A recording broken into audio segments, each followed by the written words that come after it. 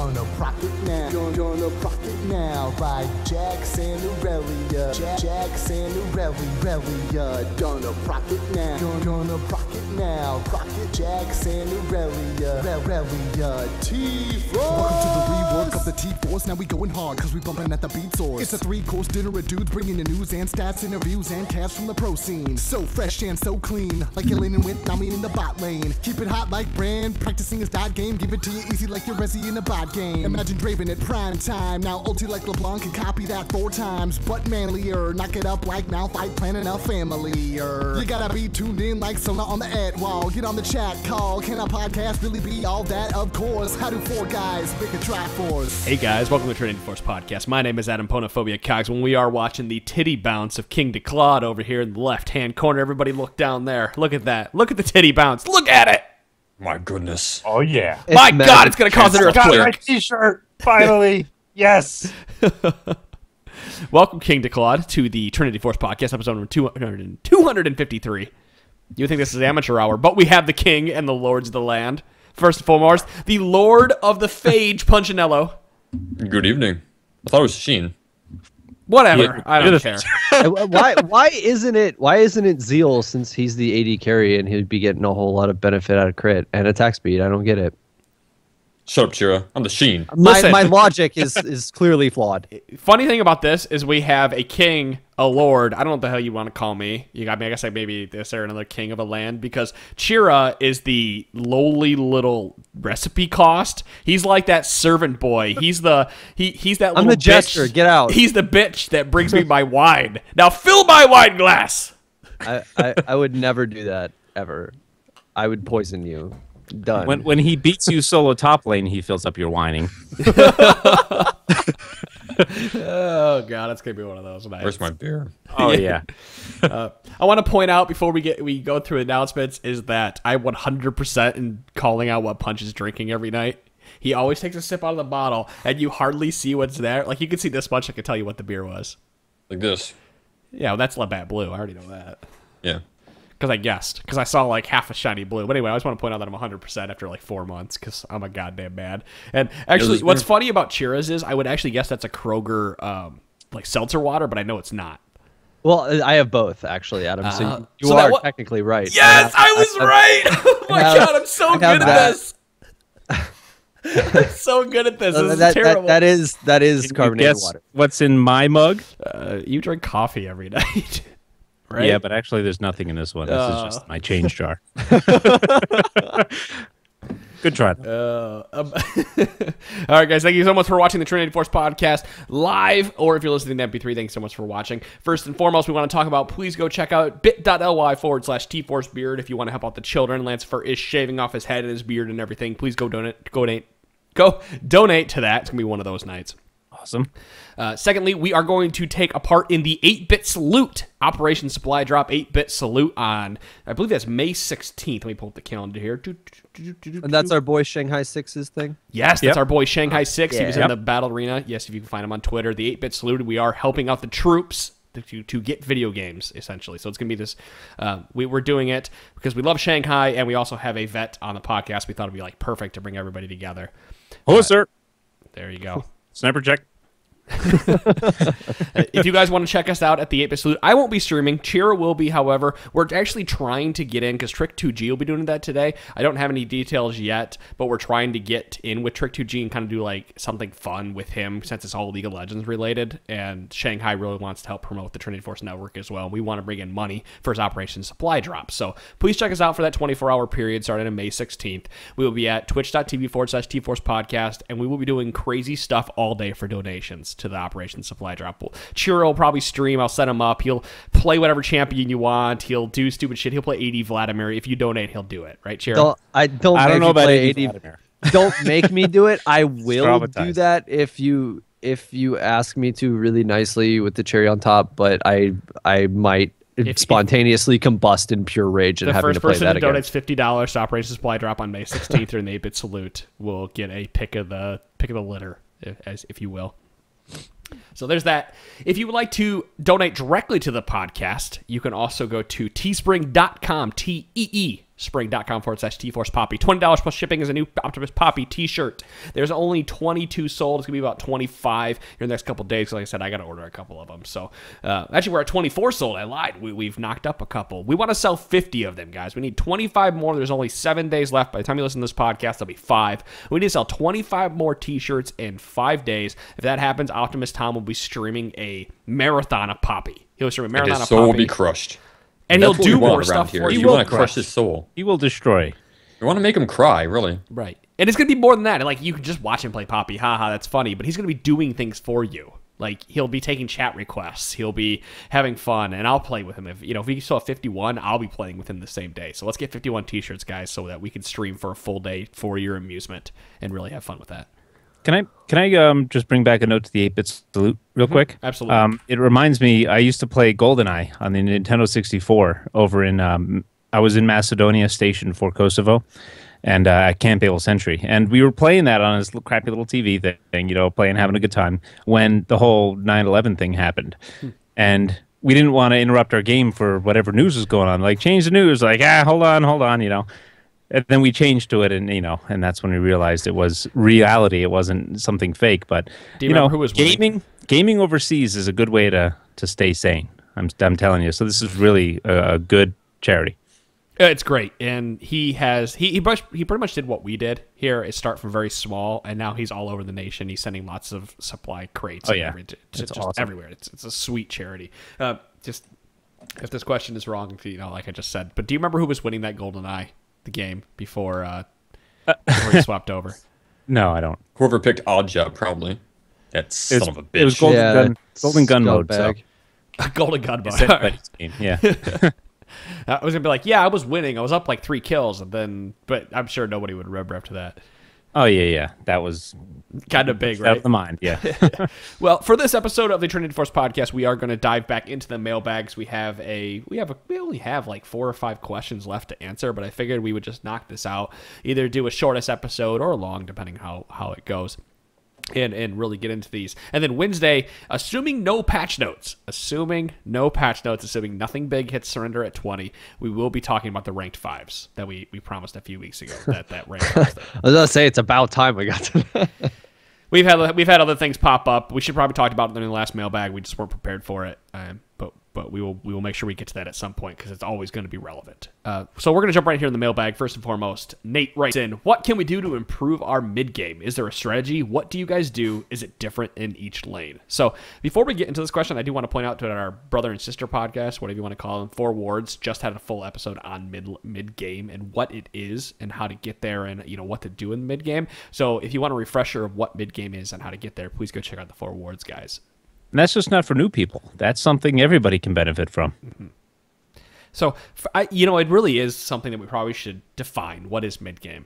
And for me, I define mid-game as when the first tower goes down and somebody starts roaming and starts forcing people to play differently than when the jungler would just invade your lane. Now there is more threat, there is more opportunity to die, essentially, because there's more going on in the map. So people lane less, the standard lanes are over, people are leaving their lane more often. And in my mind, a lot of mid-game comes down to objective focus as well, where you want to start looking towards objectives rather than just looking at winning your lane. That's Go right. on.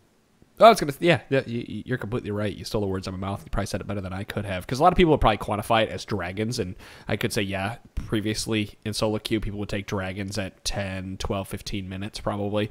But dragons don't have as much of an impact early as they did before. So they don't force mid-game as quickly as they did before. Because gold would force mid-games as well. Because they allowed you to take towers more quickly or get a spike over somebody to force those objectives. Yeah, I agree with that. I think towers are much more important, especially towards the early part of the mid game. I know they've commented that one of TSM's strategies is just to give up the first 2 dragons and just take towers instead. And then once the enemy team starts preparing for their 3rd dragon, that's when they'll start getting ready to contest them because they have all that gold backed up from the towers that they got instead, so they're more equipped to fight them. Yeah. What's funny about that is that I think more people should adopt that strategy, even in solo queue, is just leave the dragon alone and even shoot, everybody from rank 5s to solo queue to whatever should just leave that first dragon alone if you can't contest it for whatever reason, and just start taking objectives or focusing objectives. Put that jungler top if he's in the top of the map, and take out that top tower to allow your top some more freedom to do what he needs to do, because that extra gold in your pocket is worth as much, if not more, moving into that early mid game around 20 minutes than that 6% damage is. Oh yeah, my rank 5 team was struggling at the start of the season, and we realized we were putting too much focus on dragon. So we did just what we were talking about. We started focusing on early towers instead, and the impact was immediate. We started winning more games instantaneously. Because people don't know how to recover from it. So, moving back to this question, he says, what can I do to improve our mid-game? Is there a strategy, etc.? Yes, we've gone over the strategy. The strategy for mid-game is to force the mid-game by taking objectives and opening up the map a bit, and then understanding how to rotate around the map, or what to use your power spikes, your certain champions, to take more of the map. So if you want to rally somebody in your team, I would say the first strategy you could ever learn is to take down that middle tower. Find a way to get that middle tower out, because we've said it 100 times over. It opens up the map. And when you open up the map, ward it too.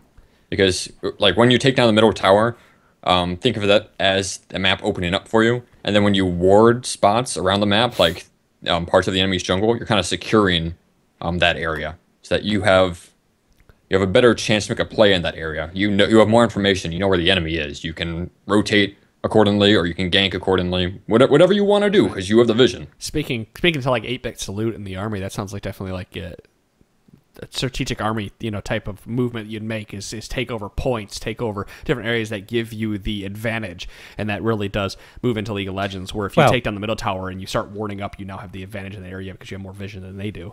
One of the main rules in the army is you don't engage an enemy force unless you have 3-to-1 odds in your favor. You just don't do it. Okay. So, I guess that sometimes applies if you try to get a pick and do things like that. But that's one of those things that I try to apply in League as well, to see, well, should we 5v5? Can we survive without forcing a fight right now? And then once we have the advantage, force it and then take something off of it, etc. So a little bit of military strategy can be applied. I think another interesting part of mid-game is kind of the opposite of leaving your lane, and that's staying in your lane. And this comes into play as if you build a large advantage and you take down the enemy turret. By staying in your lane and continually pushing, especially if your other lanes are behind, that takes pressure off of those lanes. Meaning the enemy jungler kind of has to focus you now, because, okay, he's beating my, let's say, top lane. He's beating my top laner so badly, he's going to take the second turret unless I go up there and help him. And it's probably not just going to pull the jungler, it's probably going to pull other members of that team as well. So that kind of frees up your other lanes to farm a bit or pressure other objectives. It not only frees up your other lanes, it also frees up your jungler to be able to make potential moves elsewhere around the map, or even counter jungle, or set up to take a potential dragon if you're going to threaten to take a second turret for it and they don't have the timer. You can get way more advantages out of that than you would even imagine that you could. But again, you need to have vision in order to stay safe while you're doing that. So how can we take this information that we're saying and move it into solo queue? How can people use this in solo queue in the ranks where people are willy-nilly doing what they want to do? It's a hard question to answer, isn't it? Goddamn solo queue. Well, yeah, I know, because you don't want to be that. You don't want to be that guy who's trying to use that advantage by making them react to you in that lane, because the rest of your team might be losing their fights, and then they can steamroll the rest of the map.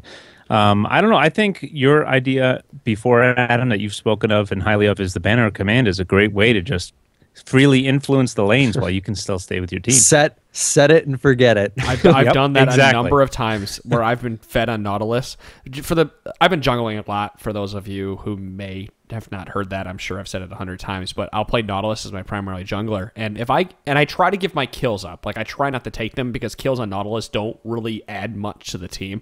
But I end up taking a lot of them because I need to secure the kills. We've said that before. Secure the kill, don't let it get away. It's better off than letting it get. So I'll be 4-0 or something on Nautilus, and I'll actually build a banner of command as my first primary item. Like, I'll build Boots of Mobility, pick up my Skirmisher Saber, and then go like straight into banner of command, because I realize I'm so far ahead that my presence is already affecting 2 lanes by being a jungler, that now if I can affect that 3rd lane because I got the tower down, I was exerting my pressure on the map in more areas than one without beating there. so that I have to force somebody to go bottom lane, and that 4v4 or 5v4 is like a 5.5v4 because I'm fed already and I have some extra stats and I'm giving my team extra stats through that aura. So that's my train of thought when I'm working that way. And it only works in some situations, like that 25% thing, because how often do you go forward? You go up 4-0, but it's something to keep in mind that during that mid game you can exert your pressure on other lanes by starting slow pushes, by starting banner command, etc. So we're pretty much saying, when in doubt, kill mid turret. And if you have the advantage, get a banner command. These are kind of two little rules to help in solo queue. Mm-hmm. I'd also say that playing mid-game, understanding mid-game power spikes or understanding your spikes, such as Pantheon. Pantheon's a really, really, really good example. So is Twisted Fate, people with global ultimates, essentially. And that's understanding that at 6, I have a power spike that's larger than anybody else when it comes to map pressure, because I should, 1, already be winning my lane because I'm a giant lane bully.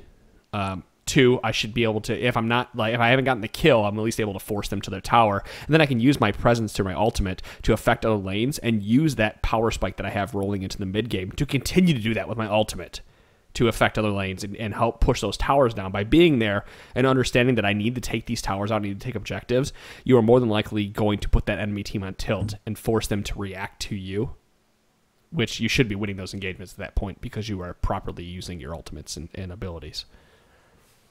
I wanted to comment on how to make a decision at the mid game of what to do. I think a lot of that comes down to you need to be aware of kind of the state of every lane at that moment, and you want to press your advantage. For example, if you're ahead in top lane, then and your other lanes are behind, like we said, you might want to keep pushing top lane and draw attention that way. Or if every lane is winning, then you can just group up in mid and wrecking ball down their mid lane, because that's probably a guaranteed win at that point if all 3 lanes win.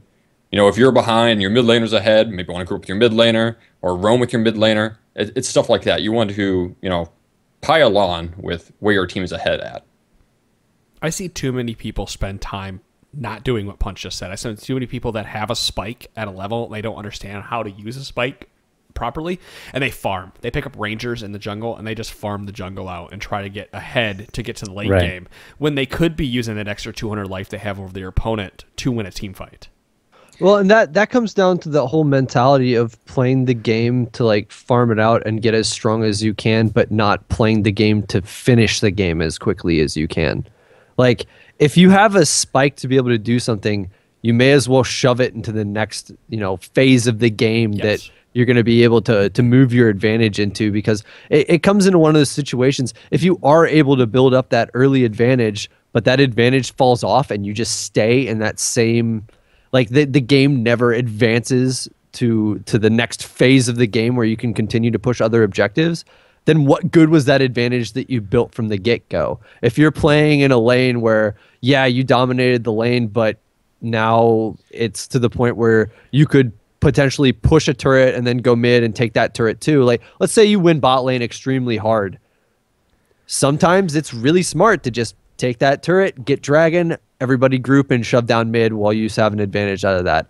Other times, if the enemy team had a stronger early game and you have a weaker early game, but you were able to get an advantage early and you can keep that advantage going in a section of the game where the enemies are supposed to be stronger, but you somehow got ahead, take advantage of that, especially if you're going to end up scaling harder later, because then you're lengthening the time that the enemy is supposed to be strong and now they're weaker.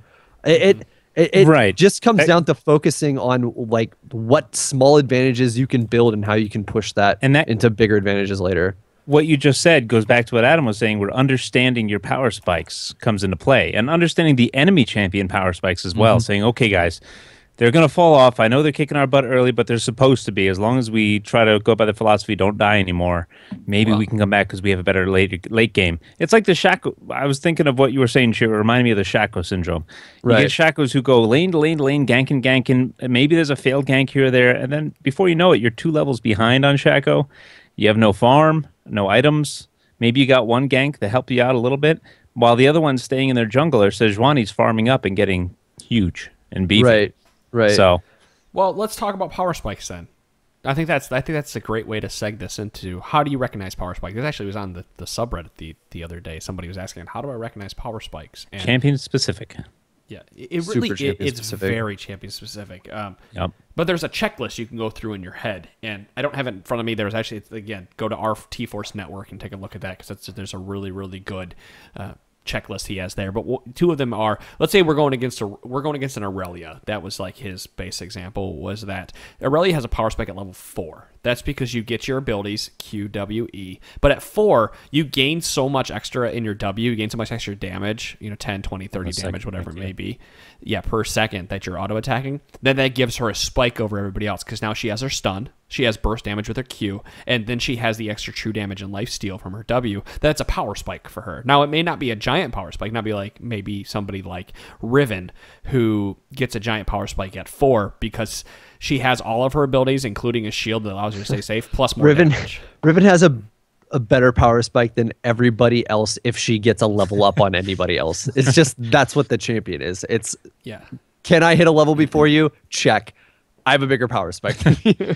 Jax has a pretty noticeable power spike. At 6. It's amazing. You hit 6 and boom. We'll move to the level 6 champions here in a second because I did want to talk about Lucian, which is another good example. Somebody like Lucian who has a power spike, because you have to look at passives as well. Lucian, his passive is every time he uses an ability, he gets 2 auto attacks. And his second auto attack is 40% damage of his original auto attack? Is that how it goes? 35%? I think so. Let me look that up. Yeah, I looked it up. I don't remember the exact number. I do know it's less than the original, but it's still a chunk of damage. So Lucian has a power spike with every level from 1 to 3 because every time he gets an ability, he's allowed to use an extra. He gets 2 auto attacks for your 1. And what was it, Punch? It's 30%, goes to 40%, then 50%. Okay, so it scales up. Okay, scales up. Okay. But every time Lucian gets an ability, like I just said, he gains an extra auto attack, essentially, every time he uses an ability over the 1 auto attack you would get. So, humorously enough, a number of episodes ago, I did say that as long as Lucian has 2 auto attacks for every 1 you get, he's always going to be good, and I still hold true to that, because he is still pretty damn good because of that reason. But that's one way to wholeheartedly look at a power spike. Yep, so that's one way to look at a power spike. And then there's other people where they'll get cooldown reduction. There's again with this post, Vladimir.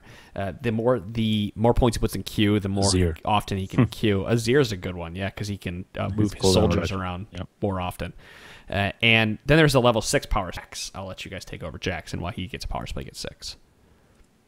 Chira. All right, so Jackson's a huge power spike at 6. Takes advantage of it. If you know what you're doing at level 6, and I swear it has to be with just the way that champion's either played and that people forget about him or forget that on his 3rd auto attack at level 6, he hits really, really hard.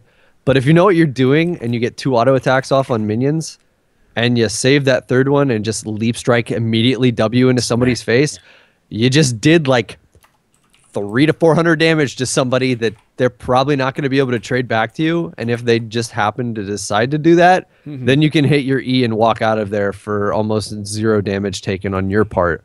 So it becomes this like perfect storm of just bonus damage and being able to out trade them if they can't all in you.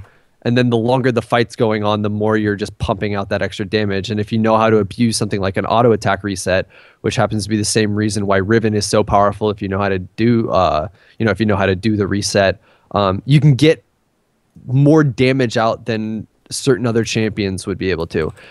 And that's just recognizing how to play a champion like that. Now, Jax has a little bit extra baked into his kit because if you go into a fight, you can pop his ult and then you're getting a bunch of resistances for free, so he becomes a dueling monster. But he kind of gets 2 things from his ult at level 6. He definitely gets 2 things from his ult at level 6. But that's sort of made up for in the fact that he doesn't really have that strong of an early game up until that point, unless they're just not playing a strong laner in general. Yeah, that's the funny thing about Jax is that I think people become complacent against him, levels 1 through 5, and they don't respect the 6, as you were talking about. Like, oh yeah, I've been pulling this guy for 5 levels. Holy shit! And it's the other flips, like the flip side of that too is that even if the enemy was beating you up, and let's say they got a kill on you. I mean, this happened for me all the time when I started picking Jax up again, and we always joke about this, that I would always lose like levels 1 through 5. I'd get stomped, I'd die a bunch, and then I'd come back and I'd just win the game. And a part of that would be that it would get to that point where after level 6 and an item, the enemy would still think that they were going to be able to 1v1 me, and then I could just surprise beat the crap out of them because they weren't. Yeah, God damn it, Declan. Because they weren't expecting that extra damage. But I mean, it's knowing what champions can do. Again, it comes down to like super champion specific stuff, or even like enemies not knowing necessarily how to deal with you. So that's hard to recognize in games. Take some time. Go look at every champion. If you really want to get good at this game, take some time and go look at every single matchup you'll think you'll ever see in the lane that you primarily play. Sans jungle. Granted, there are power spikes in there, but that's a little bit harder to do. And go look at every single person and look at their abilities and try to figure out based on the, like we've taught you guys on Proper 100 times, that 40 to 80 is a giant power spike. If somebody's damage goes from 40 to 80, you should go, okay, that person's going to level Q second and go to 40 to 80. I suddenly am taking double the damage I would have taken before. Right. Base damages. That's a good way to look at it. If you see high ratios but low base damages or steady base damages, that's a hypercarry or getting into the later game.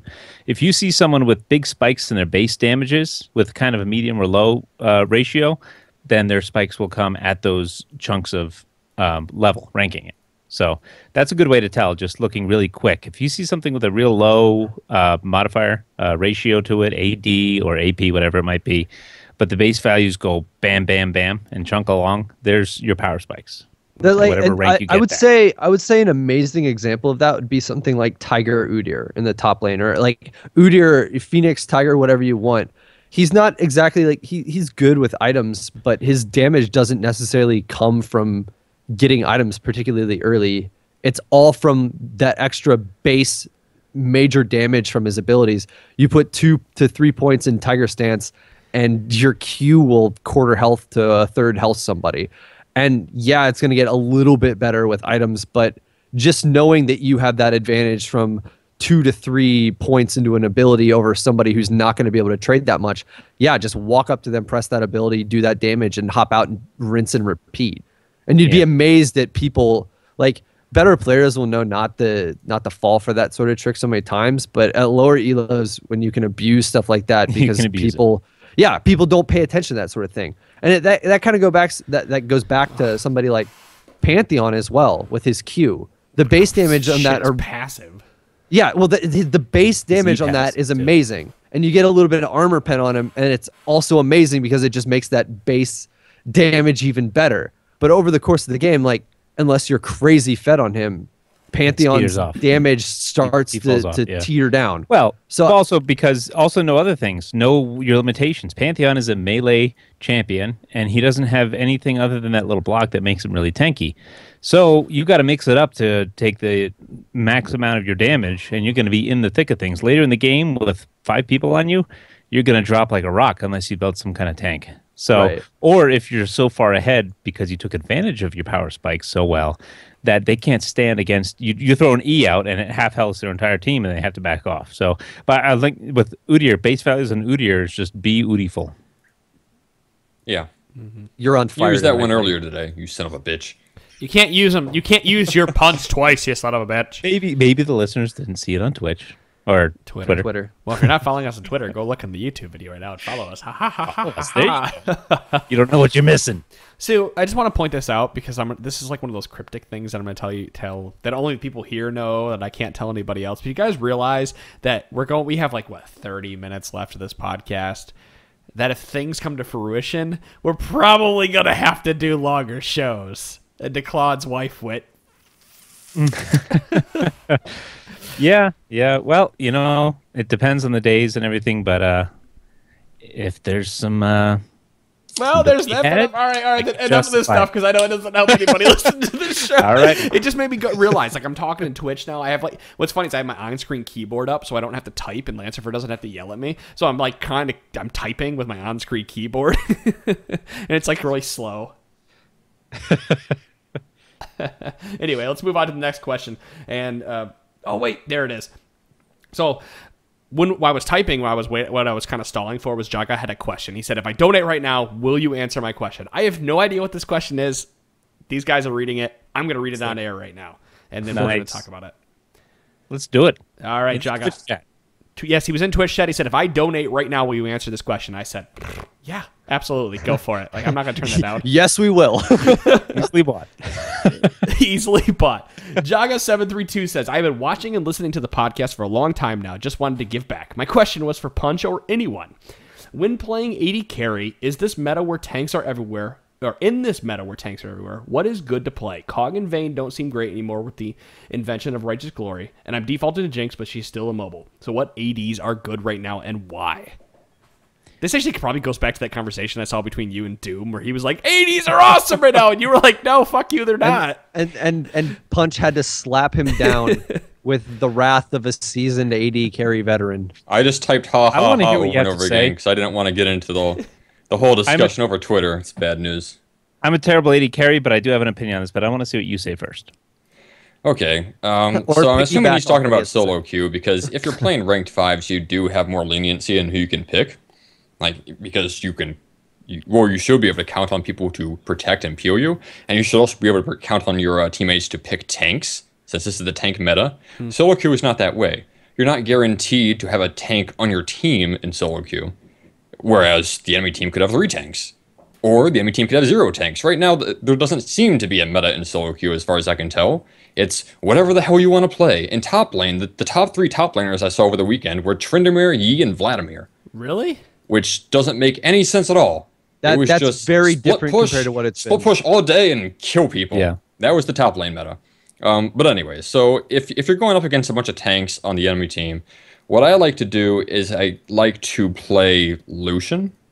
Now, normally I play Graves, just because Graves is really strong. He's still really strong, even in the tank meta. Graves, If the enemy team only has like 1 tank and a bunch of squishies, I would still consider Graves, because you can blow people up. You can blow plenty of people up besides the Take tank. some hits, too. That too. I like to play Lucian if there's more tanks, just because I like to build, or Blade of the Ruin King works better on Lucian than it does Graves. Just because, and Yeah, it's Blade of the a Ruin tank King is an excellent item against tanks, against high HP targets, which is what a lot of people are building now. They're building Wormogs and Righteous Glory and Cinderhawk. So Blade of the Ruin King, good item, and better on Lucian. You can build on Graves, which is why I think you could still build him if there's only 1 tank in the enemy team. It just doesn't work as well because he wants that flat damage to blow people up, like I said. But if you really need it, you can build Blade of the Ruin King and Graves. The last person I would consider playing is Surprise. Well, actually not the last, but another person I consider playing is Tristana, because she still has the hyper carry potential with all the safety of her rocket jump and her ultimate to knock people away. The trouble with Tristana is you have to survive laning phase. And to do that, you need to either go against a weak lane, which doesn't have a lot of poke, because Tristana loses to poke, or you have to have an all-in support, which is what I love. Because with Tristana, you don't have to sit back and farm. You can jump on their face and kill them. Get the the gold right way to that play way. Tristana. That's how Don't you let play. those LCS analysts tell you otherwise. The Motherfuckers trying to tell you that you should farm and stay safe. No, screw that. Play jump with on Leona them and kill all and people. kill them. My opinion on this before DeClaw jumps in here is that I don't like Blade of the Ruin King on Graves at all. I don't think you should ever go that route because I think it's terrible. I think you should be burst, but we're not going to get into who or why or whatever. Like I think Punch I agree actually with you. agrees with me. It should be, but I think you should be. I think you should be so comfortable as AD carry that you know you're going to win the lane. And if you lose a lane, it's because the person is just better than you at AD carry or has a better combination of support than you do. So if you are really, really, really, really good at Draven, we're talking like that's all you play, you've got 50 games on Draven, you don't give a fuck what your support is because you're going to walk in there, you're going to trade with access to the face, you're going to run enough AD to do what you need to do. I think that goes with pretty much every AD carry at this point, especially down in the lower elos. We're talking gold and lower. That players don't have the best positioning, so they're going to be abused by the Caitlyn's. They're going to be abused by the Jinx. They're going to be abused by the Dravens, the people who are going to blow your face off with the right combination of spells, and you don't need that support to carry you. Now, when you start getting up into places like high gold and platinum and higher, you're going to need that support to be a little bit more attentive to your positioning. You need that support to be a little more attentive to, keeping you alive because the players aren't going to make as many mistakes. So I'm saying if you're going to play an AD carry, be comfortable enough in your positioning that you understand how to capitalize on the enemy player's mistakes. So play champions that you can capitalize on and understanding how you're capitalizing on them. I think that's a conversation that's much larger than the AD carry conversation, but it's something to consider when playing an AD carry. So what you're saying is put more focus on mastering your champion completely over what the meta is right now. More than less. That will carry you in solo queue. That'll carry you in solo queue a little bit better. And I agree with that. I wanted to touch on Kog'Maw, because you mentioned Kog'Maw as being a bad choice with enemy tanks. Kog'Maw is the choice to blow up enemy tanks. Only if you have fantastic positioning. You have to have, or if like you have Adam said, said, prop like you Adam as said, well, like if you Lulu.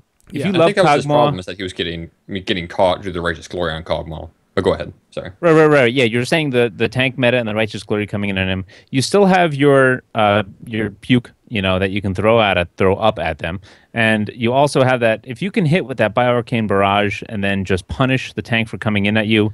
If the whole team Righteous Glory's at you, yeah, Kog'Maw's rough. You're in trouble. Hopefully you have a Juggernaut comp, something where you can just stand your ground, right click, and destroy whoever's in your range. But if that tank is a little overzealous in solo queue, like they often do, and it's just himself running at you, or him and one other person running at you, chances are you can blow him up. Target of opportunity tank thinks, I'm tanky, I'm the tankiest member here, but he's the only one within threat range of you. The rest of your team do what they're doing, and you're in the back killing that tank before he can do anything to you. Powerspike a Trinity Force on Kog'Maw. There you go, why you're running Trinity Force. So yeah, he's just great at blowing up that tank that's coming into your face. But like Punch was saying, with the Righteous Glory, when the whole team's coming at you, you can only focus one target at a time, unless you're building AP and just destroying everyone. With your ult. I think you got a good point. Is that keep Kog'Maw in mind when you're deciding on a champion. Don't just look at how many tanks they have, but look at how easy of a time they have to get to you.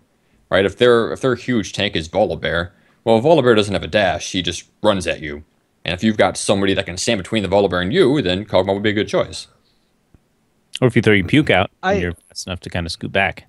I also want to bring up, too, this can be a pretty different conversation based on what bracket you're playing in anyway. Like, let's say that you have played a lot of Corki and you're really good at playing Corki and you know how to not die on Corki and you know how to abuse Corki's spike when he gets a Trinity Force.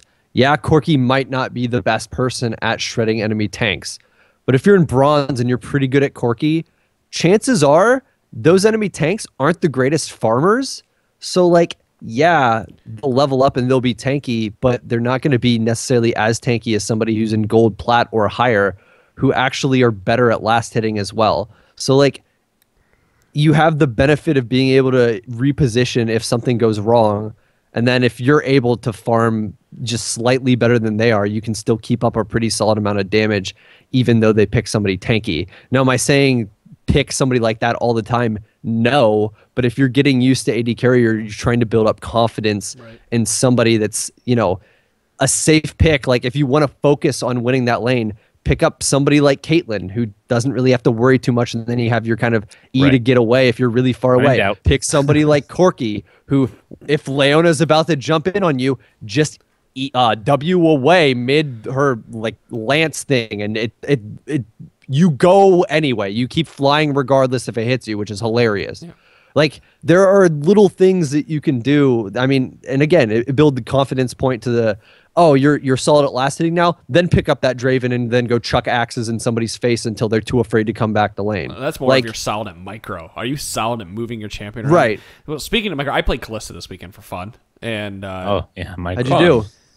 My team didn't protect me, so I couldn't do anything. Oh, yeah, blame it on the team, Adam. Blame it on the team, Adam. I wasn't completely the team. Like, I was down 2 levels at one point, but it's because we made a really bad mistake and we left lane to go help somebody, and then the enemy stayed in lane and farmed up, and we didn't get what we wanted out of the roam. So I was down 2 levels. I never died in lane to anybody, but when it came to team fights at the point where I could have done something, it was on Skype. The team actually said, we need to go and dive the Jinx. And I said, if you would have protected me, so it was a solo queue type of thing that happened. But there was other causes of why it got to the point it did. But my whole point of bringing up Kalista here was that You know, I fancy myself a fairly decent player. I'm an amateur ADC at best, but I didn't understand Kallista's power spikes in lane at all. I mean, we made it to level 6 and didn't try to trade. I just was farming safely under tower and, you know, kind of staying back. And if I would actually play some more Kallista and really look into how to play that champion, I bet you that entire lane that I played could have gone completely differently, going back to Chira's point. If I understand Corki to the point where I know I can trade at level 3 because I have all 3 of my abilities and I'm just going to dominate on my own, I'm going to win that lane. But if I don't understand that champion or understand how to use power spikes on that champion, I'm stuck farming, and then that person who knows more than me gets ahead of me. And that's what happened to Kalista. It becomes the other thing, too. Like, if you have to focus so much on utilizing your champion's mechanics where the actual, like, phase of trying to out-trade people. So, like, say you are playing Draven or Kalista, and you're, you know, so involved in focusing on mechanics to solely last hit, you're forgetting the fact that you could be trading, you can be like zoning people out in other situations where if you were playing necessarily like an easier AD carry or somebody with a bit more range might be able to do. So again, it comes back to your, you know how comfortable you are on a champion as well. Like, you're playing a really high skill cap AD carry in your game, Adam. And it becomes one of those things, you don't know the power spikes. You're probably getting used to how Kalista moves based on the way she's attacking. Yep. You're probably going to perform better if you're not doing that because you're so focused on the mini game that is that champion. That you're not playing League of Legends. You're playing the champion. If I was playing Vayne or Graves or somebody that I'm or Lucian, somebody I'm very used to playing, that lane would have probably gone completely differently because I would have abused ranges. And I don't even know Kallista's range. Like, don't even try to make me quote it right now. I couldn't even tell you. And you should probably try AD Nami, so you can. Don't do that. Don't stop. Don't. No, please stop. So we don't want to hear it. So you can. All right, I won't give the pun, or will I?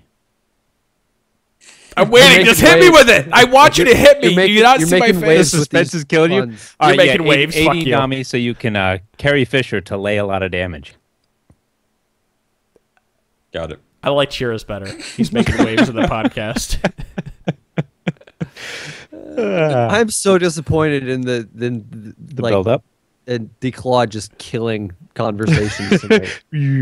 just murderer. Just let's refund his $20. I'm sorry. He's gonna want a refund. Yep. I want to. All right, you know what? If you want a refund, I'll give you $20 back. God damn it! Jesus fuck. Come on, Adam, transition us now. Let's go. I can't transition after that. Your job. I don't know what I'm doing. You should see my levels. Like, I just went, they hit the fucking top and everything. Like, I'm screaming. All right. Oh, yeah. Hello, T-Force Podcast crew. Sorry. Critzer. It's Critzer, right? Critzer. Hello, T-Force Podcast crew. I'm currently gold 4 in solo queue and I'm looking for help with my problem. Well, What's your problem, else? Critzer? Yeah, we're the I don't even know. Dr. Laura of League of Legends podcast. Dr. Laura. That's our new tagline. Trinity Force proper, the Dr. Laura of League of Legends podcast. Dr. Fillerfeed.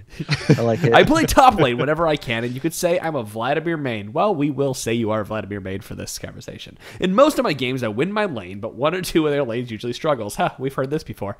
I love the live commentary. It's my favorite part about reading questions. I try to help out by roaming with teleport, but sometimes the lanes are just too far behind to help without it backfiring. My question is, if I am winning my lane fairly hard and my other lanes are behind, should I still just try to roam or push my lane, war deep in the jungle and force pressure up top? Thanks for your time, guys, and keep up the great work you are all doing. We discussed this a little bit. A little bit in the beginning. Yeah, if you're ahead, ward up and keep pushing your lane. I'd say especially for Vladimir. Vladimir, you are not a great ganker. Chira knows all about the blood man. He's a blood man expert. Can you gank effectively with Vladimir, Chira? No, in fact, this is the issue with Vladimir. You do damage, that's it. And if somebody on your team doesn't have the CC to lock somebody down while you're trying to do damage, your gank ain't working. You can try and band-aid that with Rylai's. Not the best. Like, it becomes an issue, especially with Vladimir. If you can get the advantage early, you may as well just keep pushing that advantage and, farming to the point where you're absolutely unkillable 1v1 and they have to send other people to deal with you. Because, unless there's a fight at Dragon where people are going to be funneled into a corridor so you can get your ult off and help your team do more damage, you're not or it gets later in Right. the game where teams are built up anyway. That's the point right there. If you're still in the laning phase and your other lanes are losing, don't roam to try to help them band-aid a bad laning phase in solo queue. I've learned that lesson the hard way so many times. Wait till it's time for objectives, dragon, things like that, where you should be with your team. That's when you want to be with your team and use your influence. But like Cheer was saying, use your power. Get the 1v1s, get the picks, keep snowballing yourself. Draw people to you. Right. Make them react. And then kill them. It becomes another thing too. Like somebody like Vladimir, if you take Ghost rather than Flash in top lane, unless you're playing against J4, in that case, take Flash because you're dead otherwise. And you do get ganked 2v1. There's a pretty good chance you're gonna get out of there between Ghost and your pool. So like, it becomes again a situation where you know your champion. If you're able to get an advantage early, Vladimir has so much passive lane push that you can just shove that to the turret, and if they're not sending a jungler to deal with you, you could even proxy that shit behind the enemy turret, and if you're that much stronger than they are, they're not really going to be able to deal with you, and there isn't, like, as much as I hate it when people proxy, there isn't much of a better way to get a jungler to just go up and kill you because all he sees is dollar signs as soon as he sees you on the other side of that turret, then you walk into the other side of that turret. And if you die, that's not a good thing. But again, if you ward that out, like Punch just said, and you don't die, that's the big key. Don't die. You don't. Well, you don't need that extra. You don't need that. Okay, unless the item is just gigantic, huge power spike like Revolver for Vlad, because it allows him to stay in lane longer and gain some more life.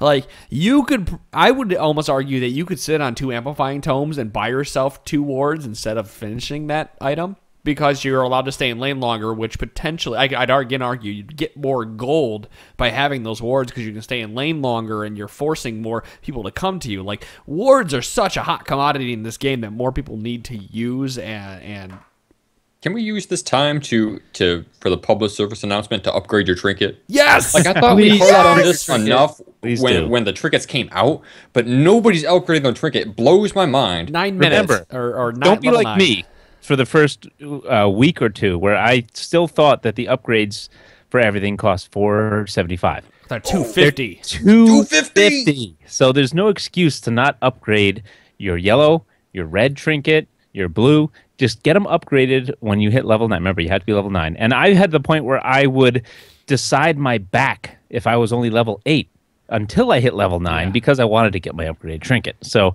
it's just such a huge deal, especially just keeping wards infinitely on the map. That goes back to my point here. Sorry, Chira, where I said you could delay that one item by getting that power spike, that level 9 trinket, because you don't need that extra amplifying tome. You could actually pick up that trinket and potions and a pink ward. With that 450 gold, essentially. Yeah. Well, and going it back to if he plays Vladimir a lot, let's say you have that pink ward, you can, if you're shoving it to that turret all the time, you can throw that bitch in the river, and it is very unlikely that thing's going to die anytime soon, unless like the jungler spends a lot of time up in that bush. And if that's what happens, your pink ward already saved you, so it's paying itself off. Yep. Yeah, that's before level 9. Level 9 upgrade for the laning phase.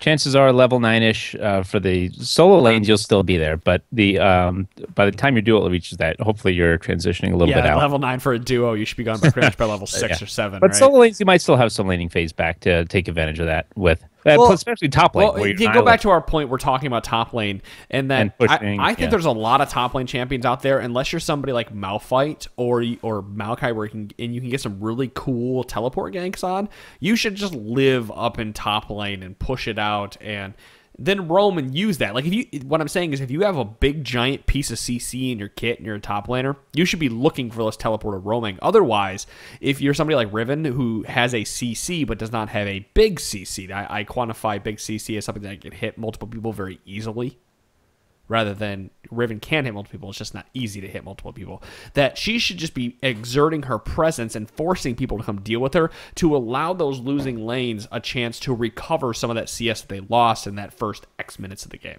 Also, she's a better dueler than she's a skirmisher and fighter.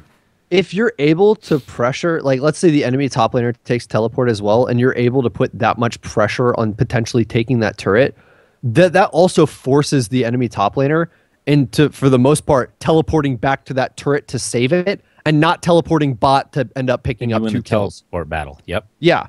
And I mean, if you can do that, if you can force him to take or him, her, whoever, to take teleport when you haven't used it, that might be a free dragon later.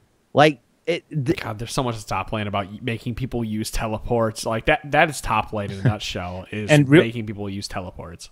Real quick, I want to just bring up what Jaga here said in the Twitch chat. He has a nice little jingle regarding trinkets. Level 9 every time. Level 9 every time. Help you remember it. Every time. Level 9 every time. I like the sound of that. Okay. Yeah, that's a good one. I like that one a lot. That's going to be a bumper sticker. Yeah.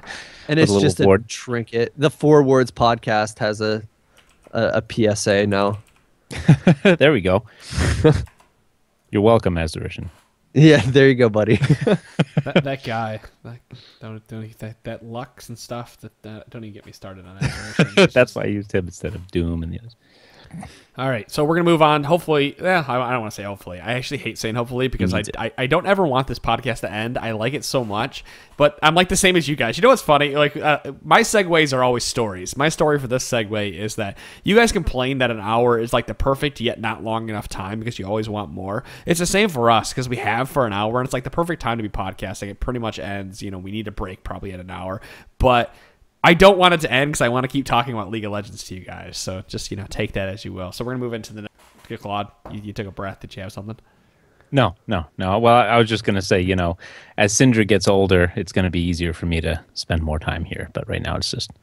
But, hell, it's going to be the show great. Can go on without me, so... It's going to be great when we have to teach your very own little Bronzy how to hit plat, buddy. Your own little Bronzy. And she'll be like, God damn it! I was so good. You know it's going to be. Skip over all that shit. I'll know we succeeded as podcast hosts when your daughter says, "God damn it, DeClaude." God damn it, Chiro. We'll move on to the next question. Edwin writes, my summoner name is Valma, and I play mid lane and jungle at a diamond level. I actually did not look this guy up. I'm assuming he is diamond, and if he's not, you're blowing smoke up her ass. Either way, we'll just assume that you're I hope you're diamond, so it makes it just puts egg on Adam's face. Oh no, I do trust him. I just said I haven't looked him up to see if he is. Actually, I'm gonna look him up right now. That's what I'm doing. So LOL. But spoiler alert, his AD carry is so bad. Edwin writes, my summoner name is Valm, and I play mid, top, and jungle at a diamond level. I just cannot seem to play ADC at all, however. All right, there you go. I can hold my own fine versus other low diamonds and high plats when I'm on one of my main roles, but I can't even lane versus golds when I play AD carry. It's like I have a mental block that prevents me from playing AD carry. Do you guys have any advice on what to do? Should I keep trying to play AD carry in normals with friends to try to learn how to play it better? Or just not to bother since it clearly hasn't been working and work more on improving my mid, top / jungle skills? Most of the time when I see someone that can't play AD carry, it's someone that's hyper aggressive, like a top laner or a jungler. This who guy, likes to jump but I can play into the AD enemy carry? team What are and you kill talking people about? and initiate, and then they play AD carry and they're like, why can't I initiate? I'm initiating and I'm dying. What the hell? Where's the rest of my team? You could just sum that all up in playing, like, in phrasing it, the frontline AD carry. Yeah. That's pretty much... most of the time, that's what I see when I see AD carries that struggle. So after watching Wrecker, he's been streaming. He streamed last week for a while. He's kind of does the on and off streaming thing. And that's... he'll play mid lane, and he's just absolutely fucking garbage at mid lane. And he'll admit it that he is. He can play every other role pretty much. He's not great at top, but he can play it better than mid lane. Because there's no jungler ganks. There's no play mid. No, he's pretty garbage at mid. Compared to his other roles, he's garbage. Like, if you watch him jungle compared to mid lane, he's just fucking... He plays it at, like, a bronze level. Like, this dude just can't mid lane, but I love him to death. You could say the same thing about mid. Like, I can't mid either. Like, I'm garbage. And there's just some roles that people can't play for whatever reason. Punch, like he said, you might be too aggressive, or there might be too many ways. Punch doesn't like the jungle. What are you going to do? Well, Punch feeds top lane double buffs at level 3 if he jungles, so... I used to jungle. But we won't get into that. Yeah. There's just roles that people can't play in this game, and I am under the after learning jungle and realizing that I can play jungle fairly well, actually, now that I found myself jungle and top are the roles that I want to play now if I'm playing this game, because those fit me most. I found my roles. And yes, I can pick up support. Yes, I can pick up mid, but I'm going to tell somebody if I get in the solo queue, listen, you don't want me mid. I'll fill, but you don't want me mid, right? And you're going to get it. And if you get it, play it to the best of your ability and just farm and hope your team carries you. And at Diamond 5, I would assume that you would understand that concept, that all you need to do is just survive and not die. And I'm sure he understands that. Right. I mean, he probably already knows all of this, but I'd say it is worthwhile to at least have someone you can go to in every role, so that you can hold your own and just get by. You know, if you can get by the laning phase, you're usually pretty good.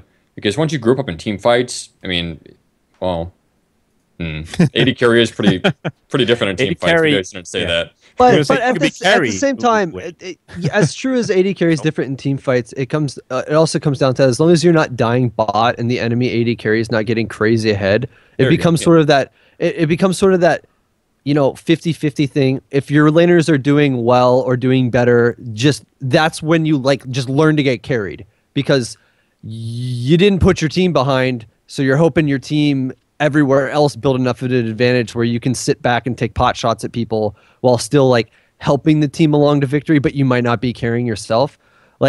You're still doing something helpful.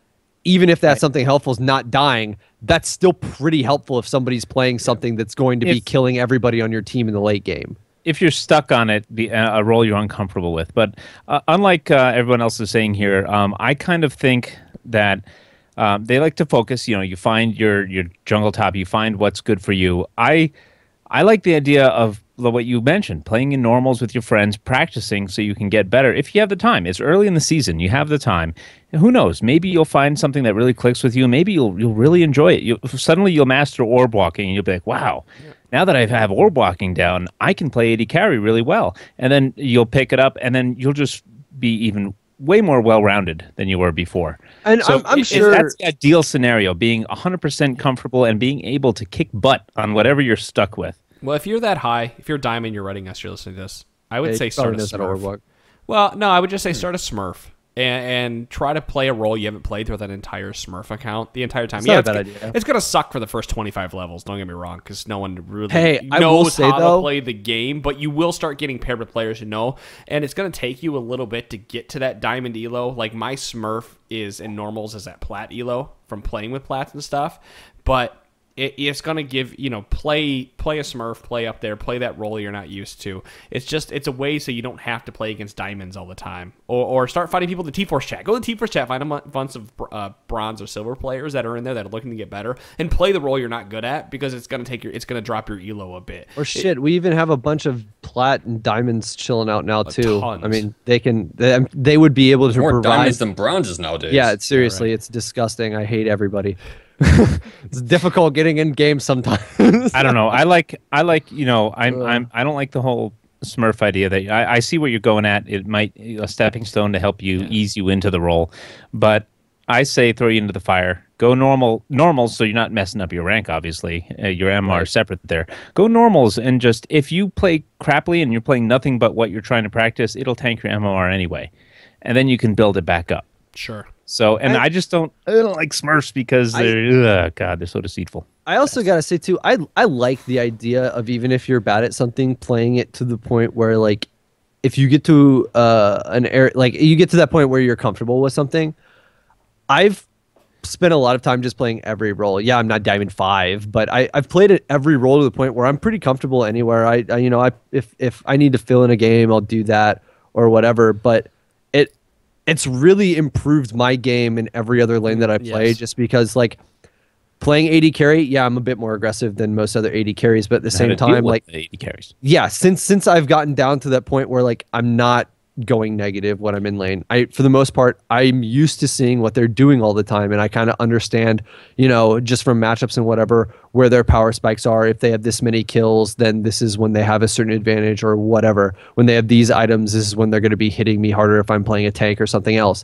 And that'll actually, like, in a way, it will definitely help out in your understanding of being like, okay, it's at this point in the game, I know that if I were in that position, I'd be able to do this what can I do in order to counter that, or what can I do in order to mitigate that to the best of my ability? Sure. Or, ooh, I hate when they do this to me. So, Right, they're on right. that champ. I'm going to do that to them.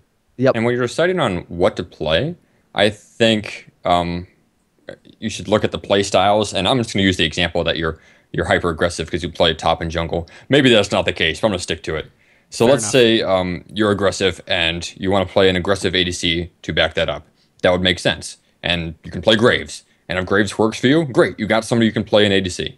If Graves doesn't work because you're too aggressive on an aggressive ADC, I would say try going in the opposite direction and pick someone like Caitlyn, who can't go aggressive, who can't be on the front lines. Because what is she going to do?